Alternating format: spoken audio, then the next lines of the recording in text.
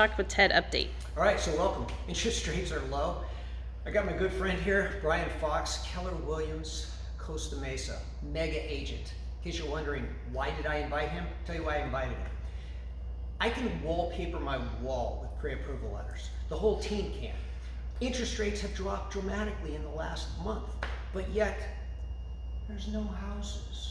What's the deal? What do you think? Tell them, what do you think? So it's actually kind of easy to understand when you think backwards. It wasn't something we actually predicted, but now that you're looking at it, you say, oh yeah, that's what's going on. So for the last 2 years, we've had 2 and 3% interest rates. So a lot of people have refinanced, never thinking for a second that at some point that may actually stick them in their homes for a long time. So rents have gone up, rates are gone down. So what happened is you have this difference in what payments will be. So if someone was to sell today, they'd have to go then rebuy at 6 and 7%, or rent.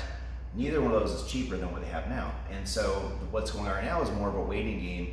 We're stuck because of the cost we're not paying on our house. And if we have no plan to move, people are mainly moving because they are daisy chaining up into a property. They're moving up, usually not moving down. And moving down, it's a bit more strategic, but moving up, like, hey, it's now, I've been in my house 2 years, let's go get the next one, Well, now it's gonna cost more to get the one that's less valuable than the one they already have. So if you can't change that payment for a better payment, then why move? And they sit. The only other thing people are doing is if they are moving out of state, then they have to sell. They're gonna do something. But honestly, that's what's going on. There is the high interest rates for their new purchase would be higher than if they were to rent or just stay where they're at. So they're staying put to see what happens next. Eloquently stated. I hope you're listening, but I want you to listen to this. Now that you've eloquently stated the problem, perhaps you can give us your thoughts about when this might free up, or how it frees up, or what, as a listing agent, because you're a mega agent, you're doing the business, tell the agents that are wanting to be you. What's your mindset right now?